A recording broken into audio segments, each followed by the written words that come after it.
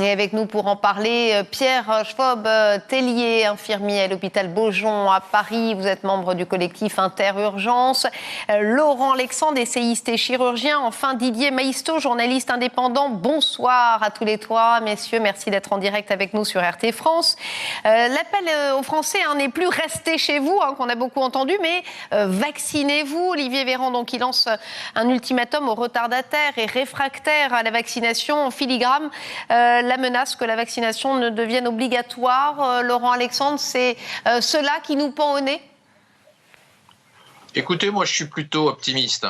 On observe que dans les sondages, le pourcentage de Français qui souhaitent se faire vacciner est passé de 41% à plus de 80% entre janvier et juin. Ça veut dire que chaque semaine, il y a 1,5% des Français qui souhaitent se faire vacciner en plus. Donc on a eu un doublement des gens qui veulent être vaccinés contre le Covid-19 en 6 mois. Je pense que ce taux va encore augmenter, notamment du fait que les vaccins à ARN messager, comme le Moderna et le Pfizer, qui sont majoritaires, ou très largement majoritaires, ont extrêmement peu d'effets secondaires. Donc je pense que les craintes légitimes qu'ont eu les gens contre le vaccin sont en train de s'effacer progressivement. Et donc, je pense qu'il faut pousser les gens à se faire vacciner, mais je suis contre la vaccination obligatoire pour l'ensemble de la population. En revanche, bien évidemment, pour nous, les soignants, pour l'ensemble des gens en contact avec les malades, la vaccination obligatoire est nécessaire.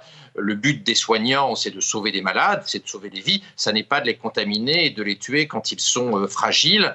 Donc, il est absolument indispensable de rendre la vaccination obligatoire pour tous les gens qui soignent. Il serait criminel, il serait totalement antidéontologique, anti-éthique de toucher un malade, de soigner un malade sans être vacciné. C'est inacceptable. Pierre Schwab-Tellier, qu'est-ce que vous répondez? Criminel, anti-déontologique de toucher un malade quand on n'est pas vacciné? Votre réponse? Alors, tout d'abord, le collectif Interurgence n'est absolument pas contre le vaccin. D'ailleurs, nous appelons bien évidemment le plus largement possible à se faire vacciner, mais nous sommes contre une obligation parce que nous pensons qu'il faut mieux convaincre que contraindre, et que contraindre une vaccination pourrait avoir des conséquences très lourdes sur les futurs plans de campagne de vaccination. On a des antécédents au niveau de l'hôpital public, au niveau des personnels. Sur les vaccins de l'hépatite B, ça a été fait dans les années 70, on en parle encore aujourd'hui. Et jusqu'en 2020, on faisait encore des recherches pour voir s'il y avait des complications. Donc ça a laissé des traces. Et je pense que forcer les gens, ça ne fait que renforcer les craintes envers la vaccination. Et ça pourrait être préjudiciable pour l'avenir et sur les futures campagnes de vaccination, notamment sur la grippe, qu'on a tous les ans. Et je pense qu'à l'heure actuelle, on a un travail qui est en train d'être fait et qui évolue. Les soignants sont quand même parmi ceux qui sont les plus vaccinés de la population.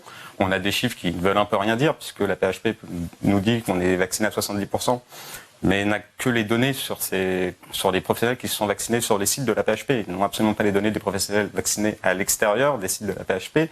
On a d'autres données qui sont données par les caisses primaires d'assurance maladie qui donnent à 91%, puisqu'on est directement sur une caisse différente de la population classique. Et donc là, les chiffres sont peut-être un petit peu surélevés, puisqu'il n'y a pas que des soignants dedans. Mais on voit bien qu'en tout cas, on ne sait pas combien de soignants ne sont pas vaccinés à l'heure actuelle. C'est un petit peu un écran de fumée, puisqu'en réalité, même si tous les soignants sont vaccinés, s'il doit y avoir une quatrième vague, il y aura une quatrième vague. La réalité, c'est qu'est-ce que l'État fait pour lutter contre cette pandémie? Et l'État ne fait absolument rien. D'ailleurs, l'État a comme consigne de vivre avec cette épidémie et de ne pas lutter contre ça. Si on voulait vraiment lutter contre cette épidémie, cette pandémie, la première chose à faire, ça aurait été de lever les brevets sur ces vaccins. La plupart des variants que nous observons aujourd'hui viennent de pays qui n'ont pas accès à des vaccins. Donc tant qu'on laissera ces pays sans vaccin, on aura d'autres variants qui arriveront. Donc je suis un petit peu aussi fatigué de cette stigmatisation qui est faite sur les soignants, de la part notamment du ministre de la Santé qui, il y a 18 mois, nous disait que les tests ne servent à rien, que les masques ne servent à rien, et que c'était qu'une grippe. C'est compliqué, c'est compliqué. Aujourd'hui, d'entendre ça et d'accepter le fait que nous sommes responsables et criminels aujourd'hui, et nous sommes vecteurs de la pathologie. Quand l'État aujourd'hui et le gouvernement choisissent de continuer à fermer des lits, enfin, on peut tous être vaccinés. S'il n'y a plus de lits, s'il n'y a plus de soignants, l'hôpital, il ne va pas pouvoir faire grand-chose. Et ne serait-ce que sur les pathologies autres que le Covid. À l'heure actuelle, l'hôpital, son urgence, c'est de trouver des soignants. On n'en est pas à vacciner les soignants qui arrivent, on en est à trouver des soignants, ne serait-ce que pour faire fonctionner l'hôpital. Didier Maistre, quand vous entendez Pierre Schwab-Tellier dire voilà, on en a marre, nous soignants, d'être stigmatisés, l'État ne fait finalement pas assez pour lutter contre cette pandémie. Qu'est-ce que vous lui répondez? Vous êtes d'accord avec ce diagnostic? Oui, je pense d'abord que la vaccination est un acte individuel, personnel, quasiment intime. Contraindre dans le pays des Lumières et de Pasteur, puisque c'est ce qu'on nous sert souvent, les gens à se vacciner, c'est le pire moyen d'arriver à une vaccination, premièrement. Deuxièmement, les Français ne sont pas idiots, ce sont des gens qui lisent, qui se documentent, qui regardent toutes les études, et je ne parle pas des complotistes et autres bizarreries qu'on peut trouver, parce que je sais que le débat souvent se focalise pour déprécier un petit peu les doutes fondamentaux qui sont mis en avant. Comme l'a dit Pierre Schwab, effectivement, et même le docteur Alexandre, c'est bien légitime que les gens doutent. Cette pandémie nous est tombée dessus et les vaccins ont été très vite faits. On nous a dit 95% d'efficacité, puis aujourd'hui on voit bien que ce n'est pas le cas. Il y a toujours un variant, on est toujours en retard d'un variant. Le principe d'un virus, c'est d'avoir des variants, et donc on sera toujours en retard d'un variant. Troisième point, puisque le docteur Alexandre en parlait, ce fameux sondage, c'est un sondage, 81% des gens, des citoyens français qui seraient favorables à la vaccination obligatoire. Ce sondage est un sondage Odoxa pour Le Figaro et France Info, qui est une honteuse manipulation, puisque c'est un échantillon, un panel de 1005 personnes. Attendez, je ne vous ai pas interrompu, je vais aller au bout. On vous entend, Didier Maistre. Exprimer ce que vous voulez. Voilà. Donc 1005 personnes qui ont été sélectionnées dans ce panel. En réalité, j'invite tout le monde à le regarder, puisque le sondage est public, il est sur le site de Doxa.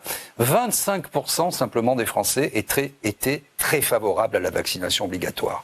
33%, je cite les chiffres de mémoire, mais je ne pense pas me tromper, étaient assez favorables. Qu'est-ce que vous en pensez? Oui, assez, peut-être, oui, assez favorables. Et ce sondage, en plus, inclut les personnes qui étaient déjà vaccinées pour arriver au chiffre mirifique de 81%.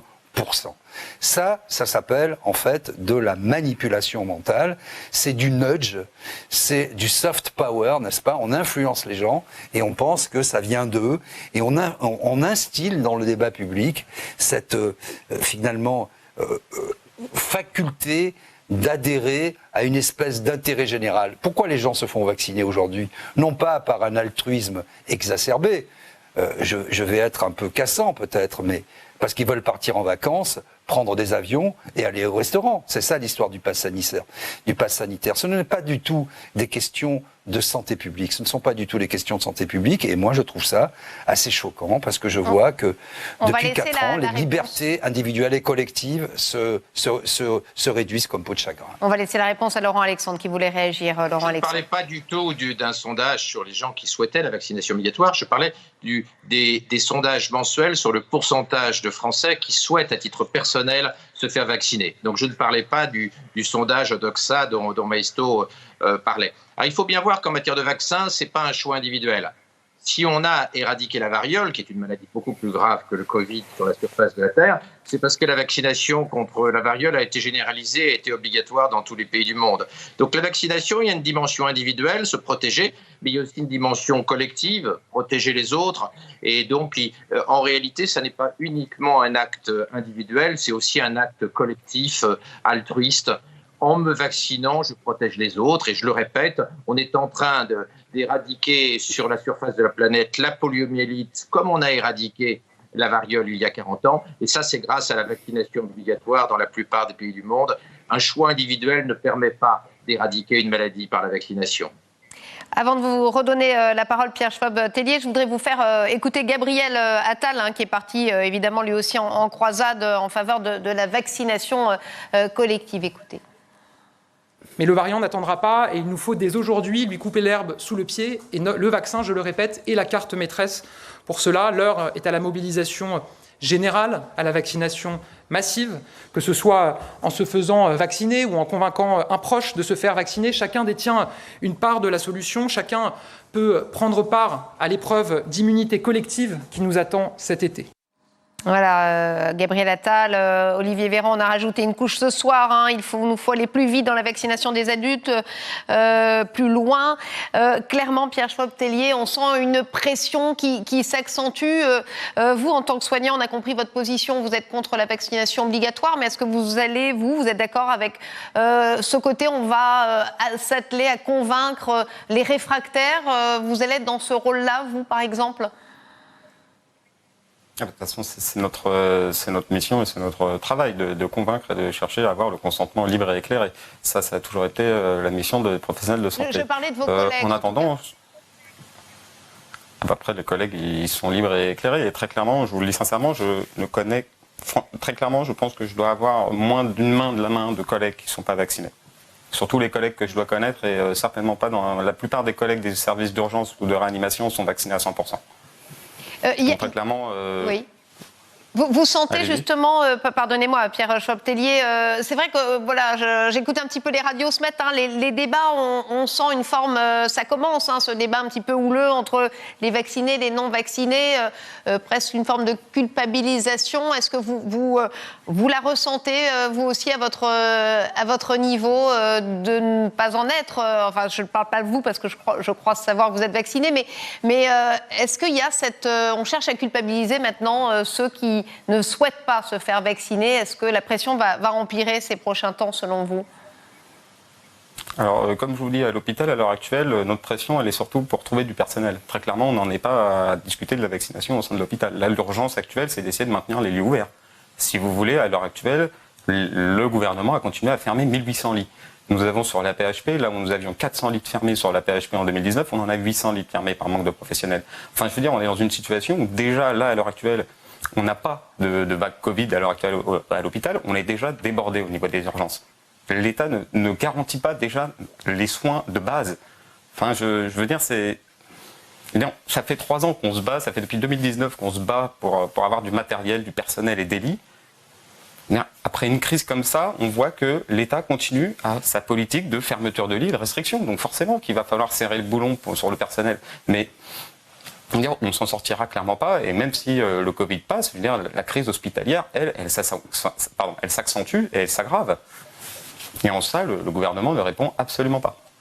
Alors la CNIL, autre information de la journée, la CNIL qui a validé aujourd'hui l'envoi aux médecins traitants de la liste de leurs patients non vaccinés par l'assurance maladie. Ça veut dire quoi clairement? On va aller chercher les gens un par un pour les faire changer d'avis. Laurent Alexandre, vous êtes d'accord avec cette mesure? Elle est nécessaire. Les médecins doivent savoir lesquels de leurs patients sont vaccinés et ne sont pas vaccinés.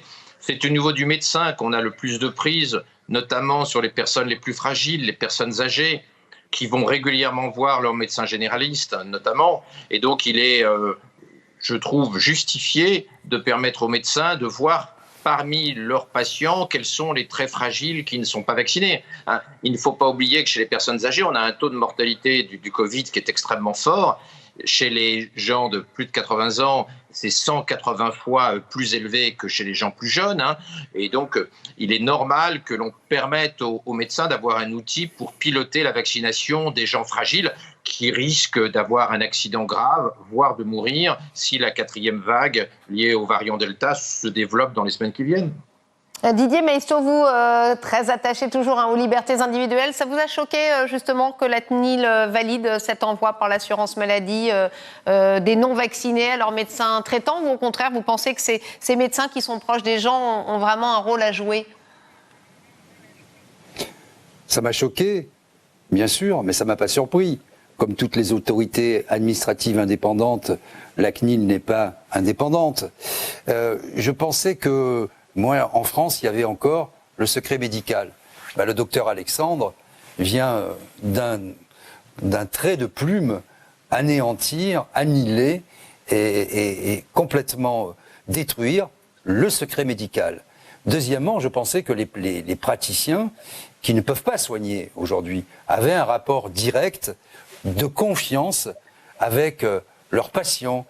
Quand vous avez un médecin, surtout que maintenant vous avez un médecin référent, moi j'ai un médecin référent, comme tous les Français, c'est pas un ami, mais il connaît mon intimité, il connaît ma vie, il connaît mes pathologies, il connaît mes habitudes et ça m'appartient. Et justement, Monsieur non, mais Alexandre, Didier ça Maisto, justement, c'est peut-être le mieux placé Ça pour... m'appartient et j'ai pas envie d'être...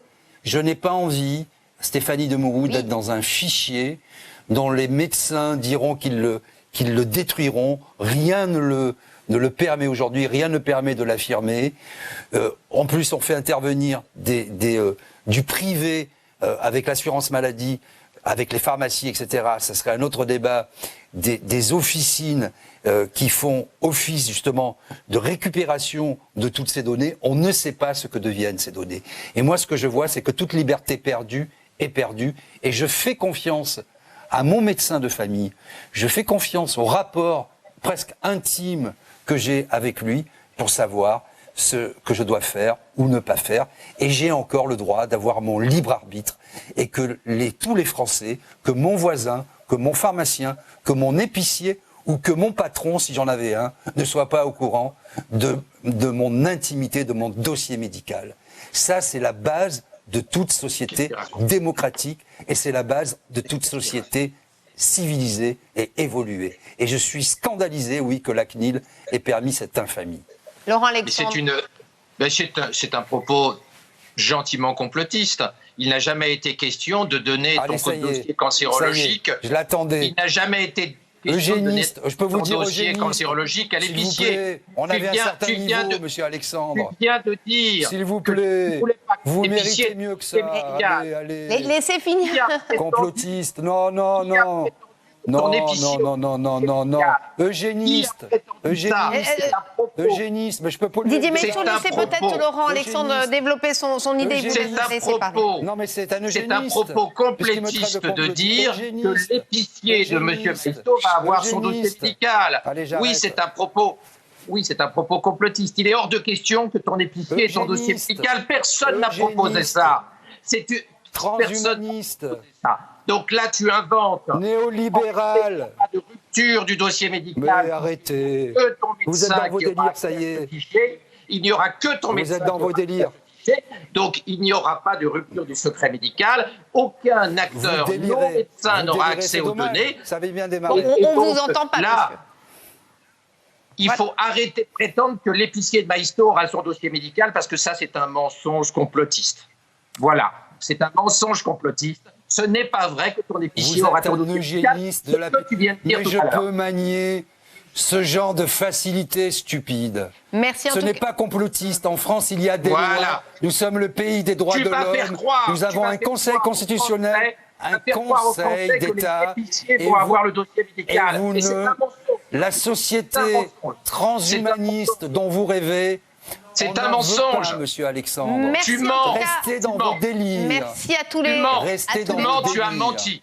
Tu as Au menti. revoir, monsieur Alexandre. Tu as Merci à tous menti. les trois. On va tu as laisser Au revoir, Pierre monsieur Alexandre. Nous sommes Schwab-Tellier les au inutiles. milieu tranquille avec ce Voilà. débat. On va rester sur cette. Mais arrête de mentir. Il faut Bon. arrêter de mentir. Merci Faut en arrêter tout de cas. mentir. Didier Maisto, revoir, Laurent monsieur le Alexandre géniste. et Pierre Schwab-Tellier. Bonne soirée. Voilà, merci d'avoir accepté ce décryptage qui est devenu un vrai face-à-face. Hein. Heureusement que nous avions Pierre Schwab-Tellier au milieu pour ramener un petit peu de paix sur ce plateau. Non, je taquine. En tout cas, merci d'avoir accepté ce débat, même si vous n'étiez pas d'accord. Dans quelques instants, restez avec nous.